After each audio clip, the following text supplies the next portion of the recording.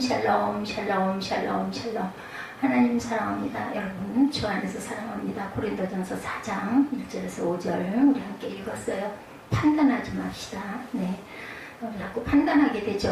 누가 못되게 굴거나 그러면 아주 그냥 아유 저건 그냥 선곡각인 다 골랐어 이런 말 많이 하는데 절대 판단하지 말라고 말씀하시네요.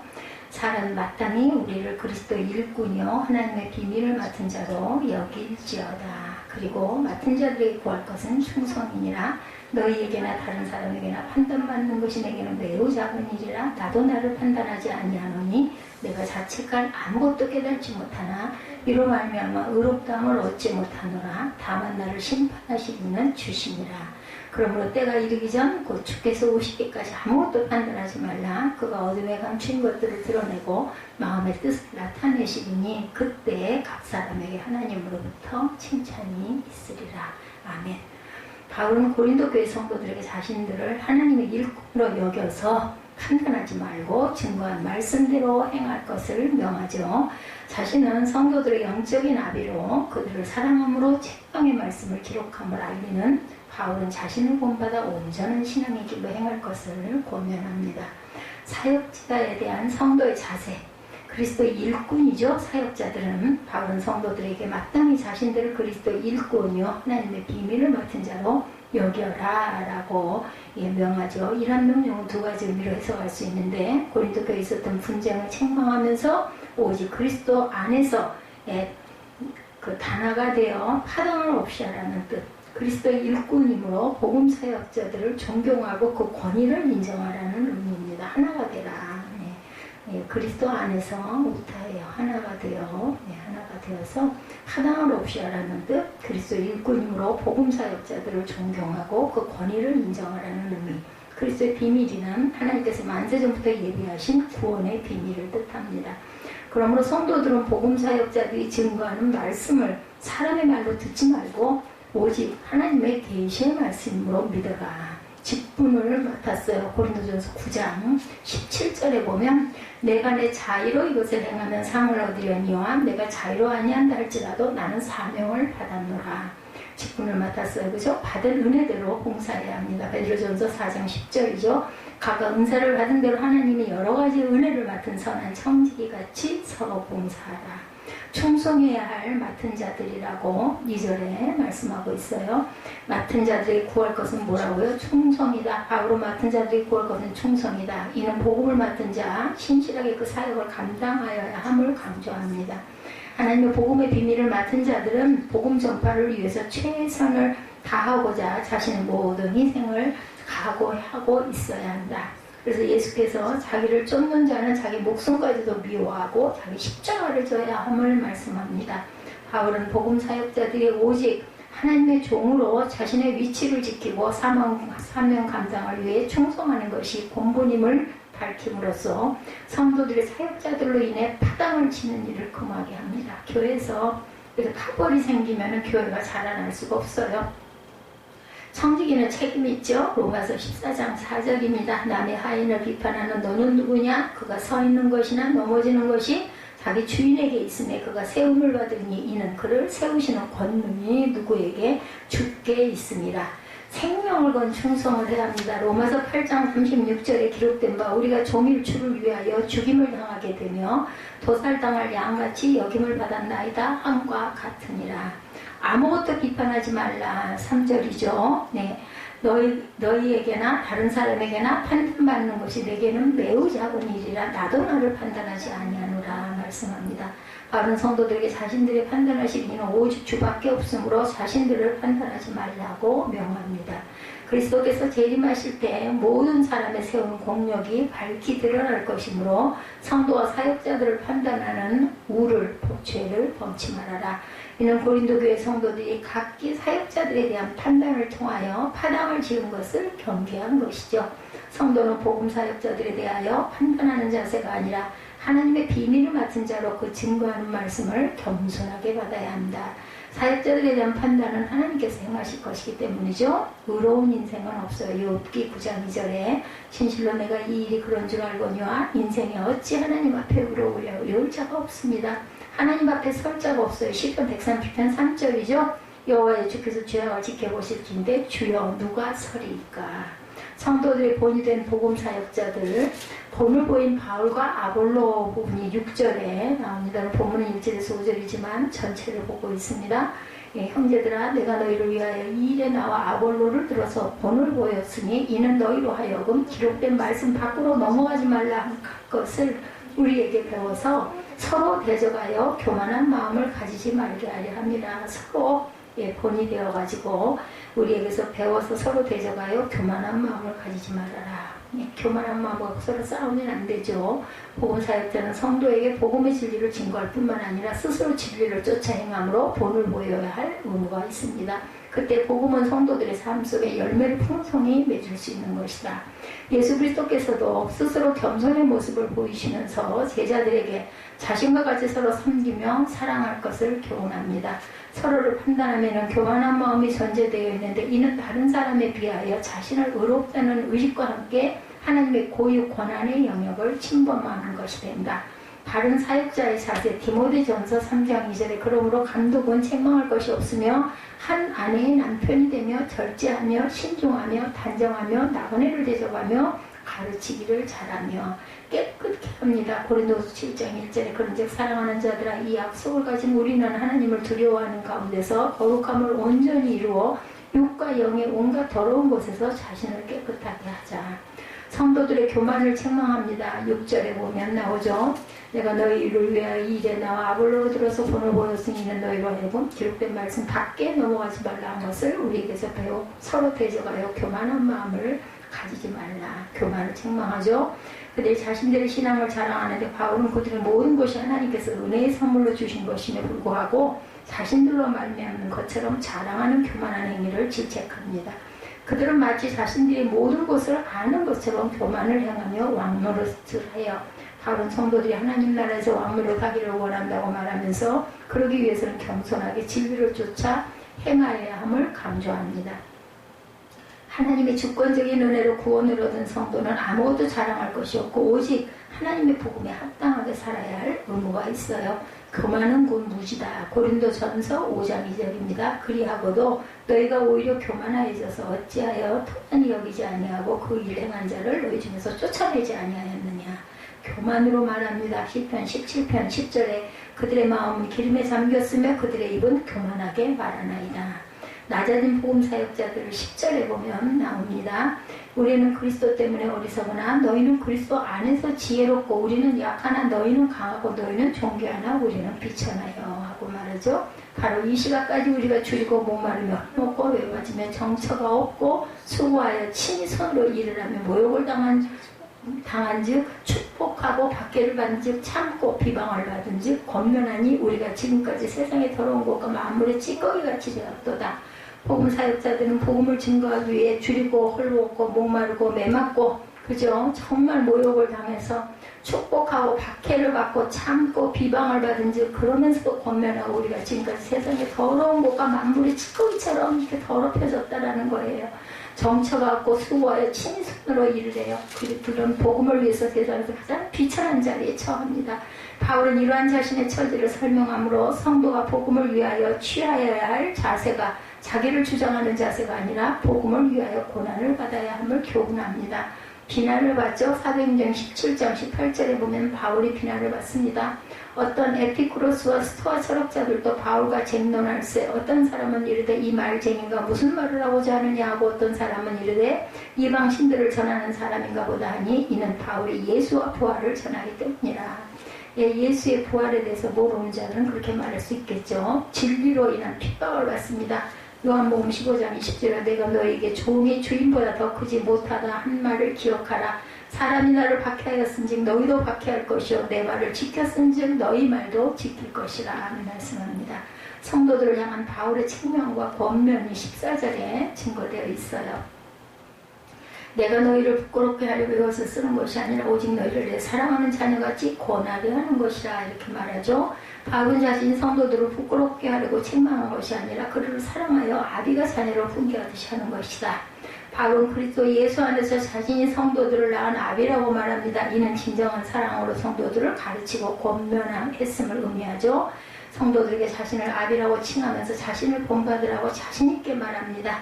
이는 자신의 권위를 내세운 것이 아니라 그리스도를 본받은 자신의 행위를 본받을 것을 명한 거죠. 바울의 자신감은 교만에서 말미암은 것이 아니라 철저한 그리스도 중심의 사상에서 나왔죠. 복음으로 심은 자라. 고린도전서 3장 6절에 나는 심었고 아볼로는 물을 주었을 때 오직 하나님께서 자라게 하셨나니. 자녀처럼 성도들을 양육합니다. 데살로니가전서 2장 7절에 우리는 그리스도의 사도로 마땅히 권위를 주장할 수 있으나 도리어 너희 가운데서 유순한 자가 되어 유모가 자기 자녀를 기름과 같이 하였다. 디모데를 보내는 이유에 대해서 17절에 이로 말미암아 내가 주 안에서 내 사랑하고 신실한 아들 디모데를 너희에게 보내었으니 그가 너희로 하여금 그리스도 예수 안에서 나의 행사 곧 내가 각처 각 교회에서 가르치는 것을 생각나게 하리라.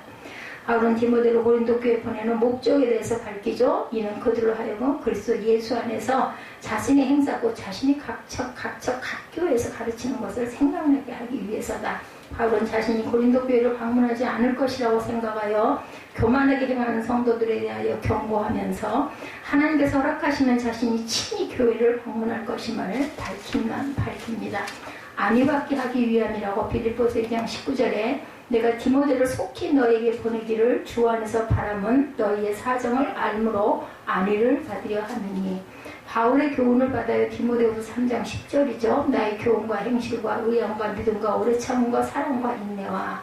디모데에서 3장 11절에도 보면 박해를 받은가 고난과 또한 안디옥과 이고니온과 루스드라에서 당한 일과 어떠한 박해를 받은 것을 내가 과연 보고 알았거니와 주께서 이 모든 것 가운데서 나를 건지셨느니라. 결국은 하나님의 영광을 드러내죠. 능력으로 나타나는 하나님의 나라. 19절이죠. 주께서 허락하시면 내가 너에게 속히 나와서 교만한 자들의 말이 아니라 오직 그 능력을 알아보겠으니 하나님의 나라는 말에 있지 않고 오직 능력에 있습니다. 너희가 무엇을 원하느냐. 내가 매를 가지고 너에게 나아가랴. 사랑과 온유한 마음으로 나아가랴.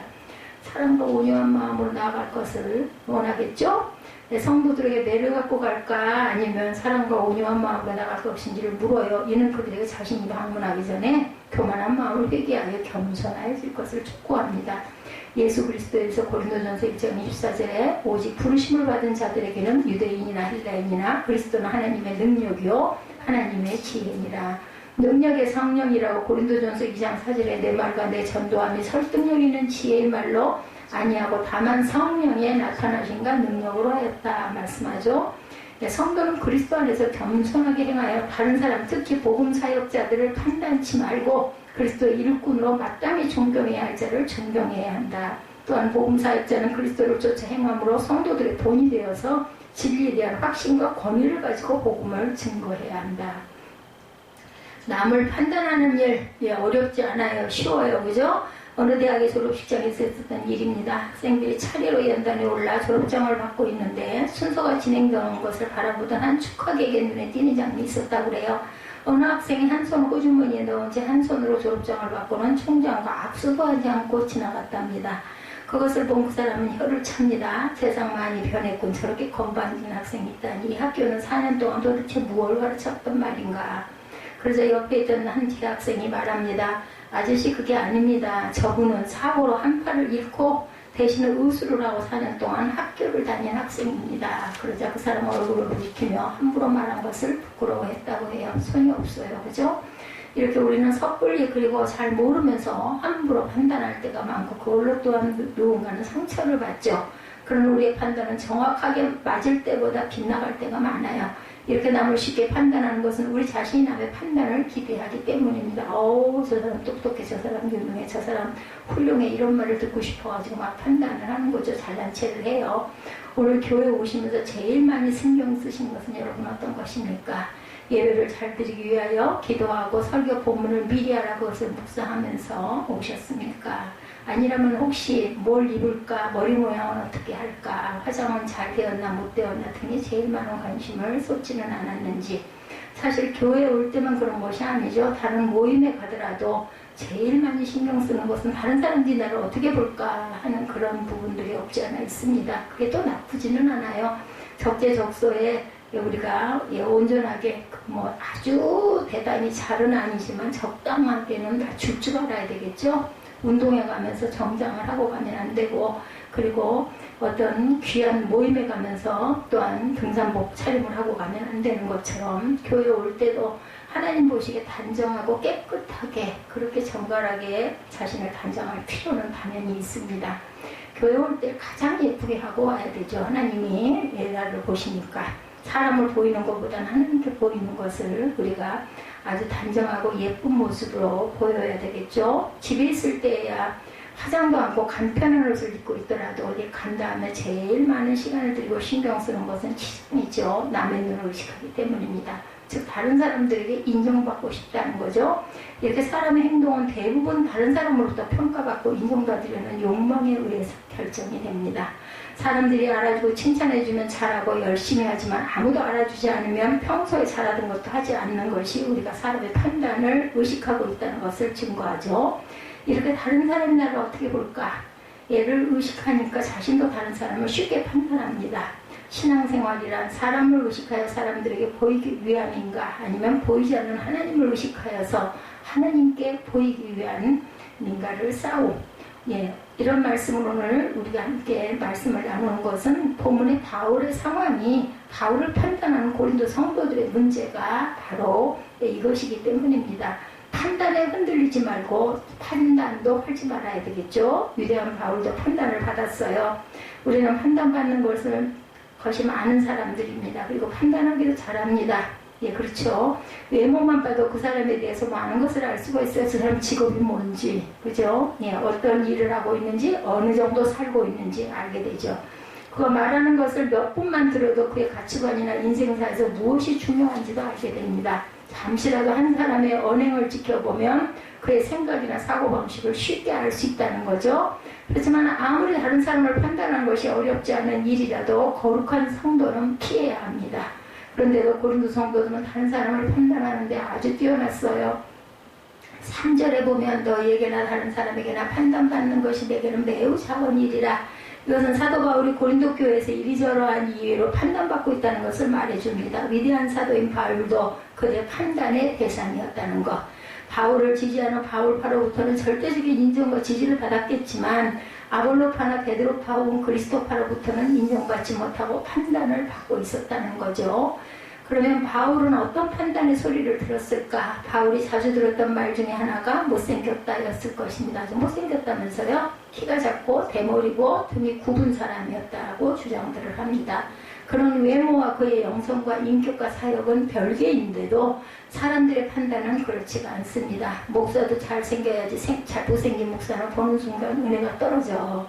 그런 사람들이 그렇게 말하는 사람도 있다는데요. 바울은 말을 더듬었다고 그래요. 어떻게 목회자가 말을 더듬어? 그죠? 말을 더듬는 사람이 어떻게 목회자가 되었을꼬? 목회자는 목소리도 성우와 같아야 하고 말도 잘해야 해. 이런 소리들을 심심치 않게 들려왔을 거예요.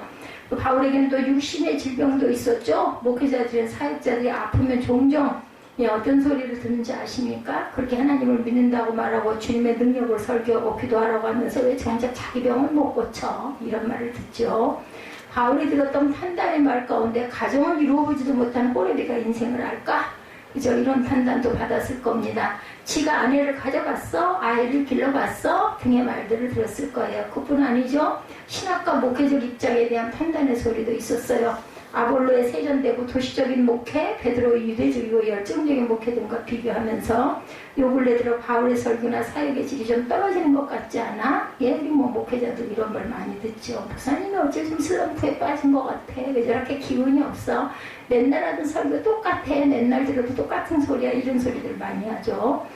그저 입만 벌리면 십자가뿐이고 예수님의 죽음과 부활만 전하잖아. 당연한 거죠. 그런가 하면 바울을 향해 아예 사도가 아니야 라고 주장하는 사람들이 많았죠. 그래서 항상 나는 그리스도의 사도다 하고 자기 자신이 추우면 저걸 끄면 되지. 이러한 판단에 대한 바울의 반응은 너에게나 다른 사람에게나 판단받는 것이 내게는 매우 작은 일이다. 3절에 이렇게 당당하게 말합니다. 다른 사람의 판단이 자신에게는 매우 작은 일이다. 여기서 매우 작은 일, 엘라키스토스이란 크기, 지위, 양, 수에 있어서 가장 작은 혹은 가장 적은 최소 단위를 말합니다. 정말 하찮고 무시해도 될 만한 작은 것에 지나지 않는다. 이렇게 바울은 다른 사람의 평가와 판단에 대하여 자유한 사람이죠. 그것 때문에 중심을 잃는 것은 어리석은 일이라고 본 거죠. 근데 이게 쉽지가 않습니다.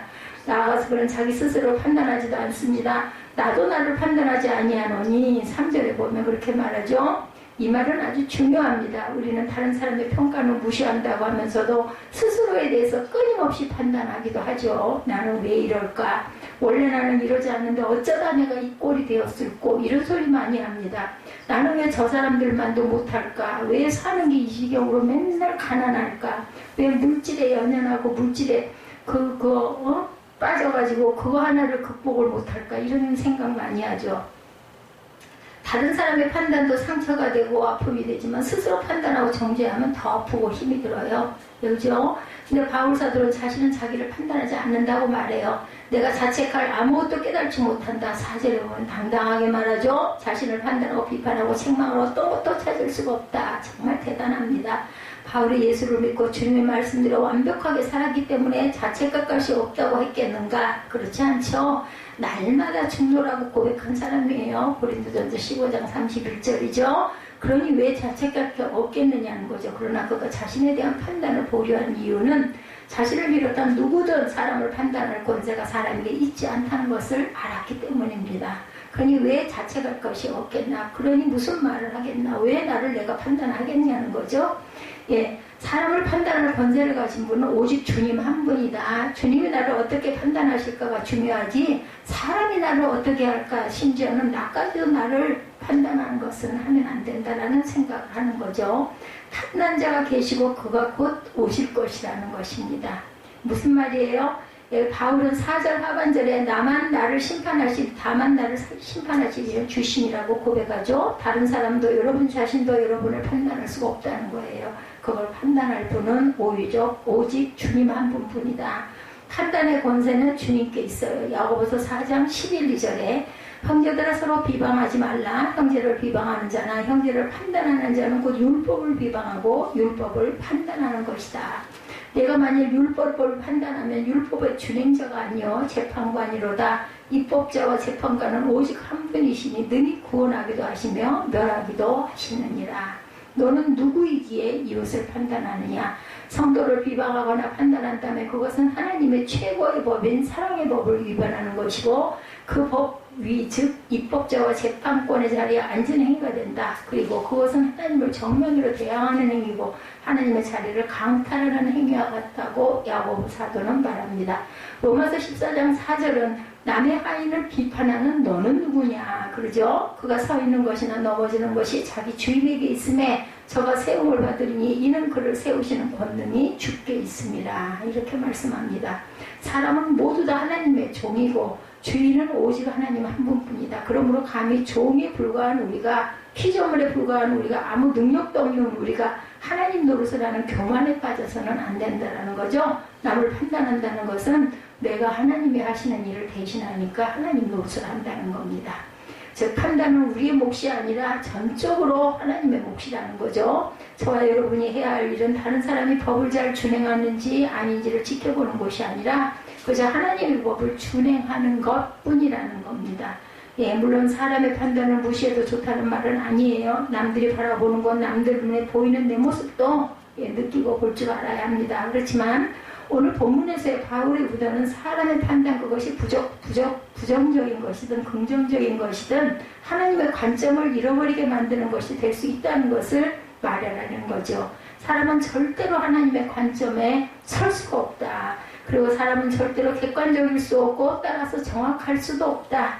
그러니 다른 사람을 향해 이러니 저러니 판단을 하면서 어이구 왜 저 지경이야, 왜 저렇게 살아, 이런 말도 해서는 안 되고 스스로에 대해서 나는 왜 이 모양일까라고도 하지 말아라.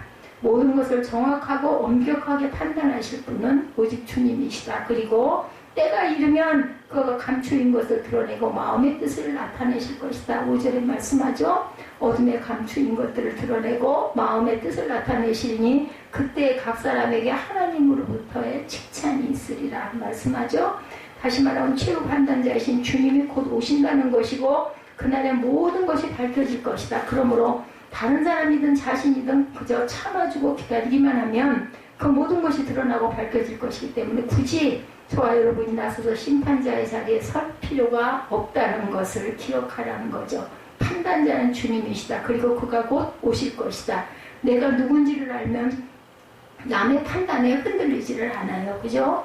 오늘 본문의 바울은 자신이 다른 사람이나 스스로의 판단에 흔들리지 않는 보다 궁극적인 이유를 말합니다. 그것은 1절에서 사람이 마땅히 우리를 그리스도의 일꾼이요 하나님의 비밀을 맡은 자로 여길지어다 라고 얘기했어요. 여기서 일꾼이란 그림에서 보듯 고대 전함에서 노를 젓는 하급 노예를 일컫거나 혹은 노예에 가까운 신분을 의미해요. 일꾼이란 말. 잘 보이는 것처럼 노를 젓는 노예들은 발목에 쇠사들이 잠겨 있어요. 가끔 우리 사진이나 영화에서 보죠. 그 쇠사들은 바닥과 노예 서로에게 연결되어 있습니다. 그러다 보니까 항해나 전투 중 한 사람이 죽어도 그대로 노를 저어야 해요. 따라서 오늘 본문이 말하는 일꾼은 생사 여탈권이 전혀 없는 노예들을 가리킵니다. 그리고 이어서 바울은 자신을 하나님의 비밀을 맡은 자다 이렇게 말합니다. 여기서 맡은 자란 하인의 모든 것을 관리하고 한 집안의 모든 것을 관리하고 재정까지 맡은 지배인 또는 관리인이라는 의미인데 우리에게 집사, 청직이라는 뜻으로 잘 알려져 있습니다. 이렇게 바울은 자신을 일꾼과 같은 자로 여겼어요. 주님의 나라와 교회에서 가장 낮은 노예와 같은 신분의 일꾼, 조금 낮게 봐준다면 중간 관리인 혹은 청직이. 근데 이 두 신분의 공통점은 존재, 생명, 신분, 사역 등 모든 것이 전적으로 주님께 예속되어 있다는 공통점을 갖고 있습니다. 이와 같이 바울은 자신의 모든 것이 주님께 속해 있기 때문에 자신에게 우선적인 것은 다른 사람의 시선이 아니라 주님께 충성하는 것이고 그 충성에 대해서 주님으로부터 판단받는 일이다. 그러면 바울은 무엇에 충성했어요? 하나님의 비밀인 예수 그리스도의 십자가를 증거하는 바로 그 일에 충성을 다합니다. 생명을 바쳤죠? 남이 알아주든지 알아주지 않든지 그것이 중요하지 않아요. 중요한 것은 저와 여러분이 그리스도의 일꾼 노릇을 제대로 하고 있느냐인 것입니다. 기억하십시다. 저와 여러분은 여러분의 것이 아니고 제 것이 아니고 오직 주님의 것이라는 것, 그리고 그 주님께서 여러분 각자에게 사명을 주셨다라는 것, 여러분의 인생에 대해서, 여러분의 삶에 대해, 여러분에게 주어진 사명과 직분에 대해서 판단하실 분은 오직 주님 한 분뿐이시고 그 주님으로부터 장차 잘하였도다 착하고 충성된 종아라고 칭찬받는 그날까지 최선을 다해서 충성하고 사명을 잘 감당하는 저와 여러분들이 되시면 됩니다. 세 번째, 판단자이신 하나님께 칭찬받는 삶을 살아라 얘기하죠. 다만 심판하신 이를 주시니라 5절에 그러므로 때가 이르기 전 주께서 오시기까지 아무것도 판단하지 말라. 그가 어둠에 감춘 것들을 내가 마음의 뜻을 나타내시니 그때에 각 사람에게 하나님으로부터 칭찬이 있으리라 말씀하세요. 미국 동부 보스턴에 가면 세계적인 명문 학교들이 많은데 그중 최고의 명문 대학 하버드 대학교 우리 잘 알죠?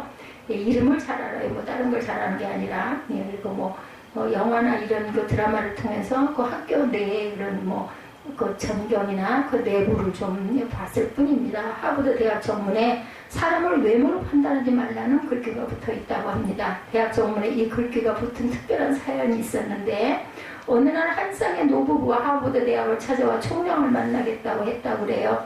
부인은 빛바랜 드레스를 입었고 남편은 허름한 양복을 입고 있었어요. 노부부예요. 노인이죠. 그들을 본 총장 비서는 이런 촌노인들이 별 볼 일 없는 사람일 거야 라고 생각을 했다는 거죠. 그래서 비서는 총장님은 오늘 하루 종일 바쁘십니다. 당연히 그랬겠죠. 딱 잘라 거절합니다.